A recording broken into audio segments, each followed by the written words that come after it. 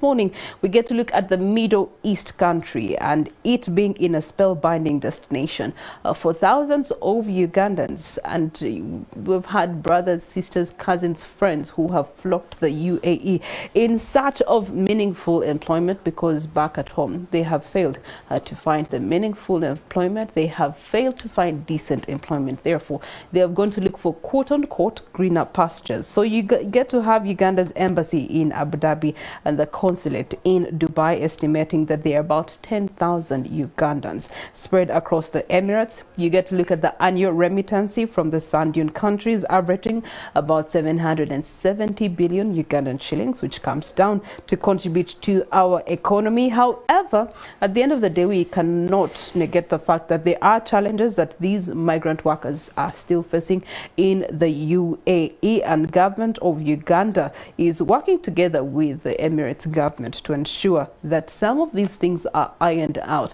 Now, to help us give us a bigger spectrum on this conversation, I do have Ambassador Henry Mayega, who's the Deputy Head of Missions UAE. He's here to address some of the issues. One of them has been, of course, organ extraction. The other, most recently, has been human trafficking.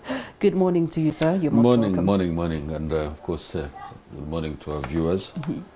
Yeah, it's really an opportunity for me to be here to talk about the things which have been actually taking a lot of space in the media as far as migrant workers are concerned. But I just want to, right from the outset, say that the bilateral relations between Uganda and the UAE are good. And during the Expo 2020 in Dubai last year, and a bit of this year up to March 2022, of course, President Yoweri Museveni visited, and we had celebrations of the National Day, and he met the leaders of the UAE, signed quite a number of agreements with that country, the political level and also economic and financial level. And that's why we are seeing quite a substantial amount of FDIs flowing into the country. For instance, I just want to give an example of 70 factories which are going to be constructed by Elite Agro, which is a company originating from the UAE. So these bilateral relations are good. And just one little correction which I want to make is that the number of Ugandans who stay in and work in the UAE are in the region of 100,000 actually, not 10,000, it's 100,000. That's a huge number. And quite a substantial number of those in their places of work, and they have no issues to do with the visas, overstay, and so on and so forth.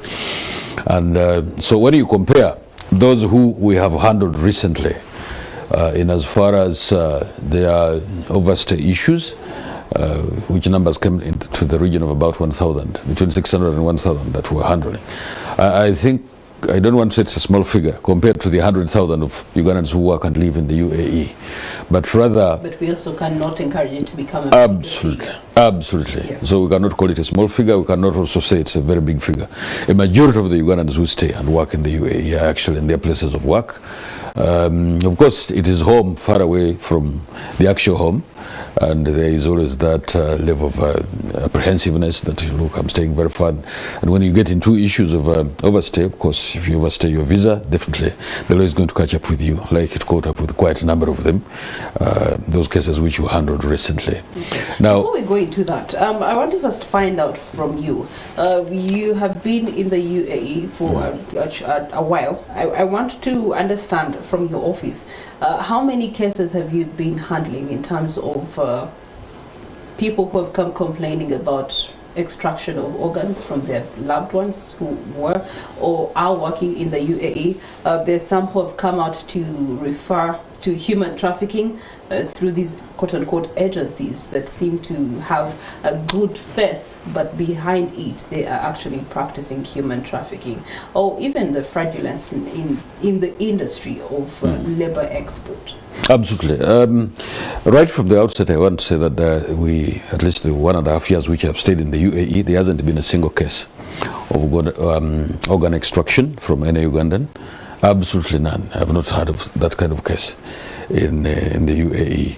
So basically, the big problem, the big concern about the Ugandan community who live and work in the UAE is about just overstay. People outliving their visa and that definitely you enter into overstay and so on and so forth. I But see as far as organ because extraction is not there. If the agency that is taking me is promising me work as and when I set foot in this new country, that's when I can then opt for work. But they have extorted money out of me. They have promised me heaven on earth, but I have to get there to get that heaven on earth. Isn't that an issue for you in the consulate to be able to actually iron that out, that don't export people unless they have confirmed labor that they're going to be attached to? Absolutely. That's a good question, because in the first place, yes, I had been working as a deputy head of mission at the Uganda embassy in Abu Dhabi, but now I'm consul general at the Uganda consulate in Dubai. Good question. Companies exporting labor. We have to appreciate the fact that this is an international phenomenon. Countries export labor, and countries make a lot of money out of labor exportation. For instance, in the UAE, I think, in my view, the biggest numbers of exported labor, or laborers if you want, they come from India, Pakistan and the Philippines. And they are really sending colossal sums of money back to their economies. And by so doing, of course, the economies are built. And as you'll probably hear later in this conversation we're having this morning, Ugandans definitely are sending colossal sums of money into our economy in the region of 200 million US dollars. That's really quite substantial for an economy like that of Uganda. So when it comes to the companies, yes, the last time I checked, Uganda had over 200 companies exporting labor. And I also checked and found that quite a number of them, I think, had been stopped from engaging in the exportation of labor as a result of mischievous behavior. Not doing things according to the law, and of course some of them were not even registered with the government, and quite a good number of them actually were deregistered. And I think they were also in the region of something like 20 to 30 companies. Right now, as we speak, I can't really point a finger as to what the status of those companies are. So it's extremely important for us to talk about this subject, in the sense that Uganda and the UAE have signed an MOU on labor externalization. And it will soon come into effect, and it's going to streamline these problems that Ugandans are going through, especially those who go to the UAE and quite a number of other Middle Eastern countries, because it is a preferred destination for a majority of Ugandans in the Middle East. So once this MOU is implemented by the two governments, I am sure many of the problems that Ugandans are facing as far as labor externalization will cease to be, because it talks about the contractual obligations on the part of the employer and also the employer, talks about how much should be paid, so that when somebody probably before they leave this country to go for work, they already know they actually have a job, they know how much they're going to be paid, they know their entitlements in terms of medical rights and so on and so forth, insurance and so on and so forth. All those kinds of things are mentioned in that memorandum of understanding. In addition to that, the Parliament of Uganda, there is a bill which is in the offing, and a team came from the Parliament of Uganda to visit and really do some kind of benchmarking. They visited us, and they are coming up with a bill that is going to streamline things of labor exportation. And once those two things are done, I believe that a majority of the problems that are facing the labor externalization industry will cease to be.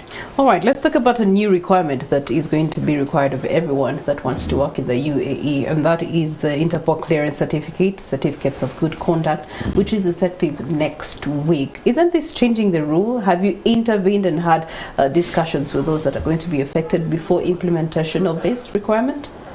Absolutely. We cannot intervene in the affairs of another country. We are not, as a country, as Uganda, we can't be international policemen.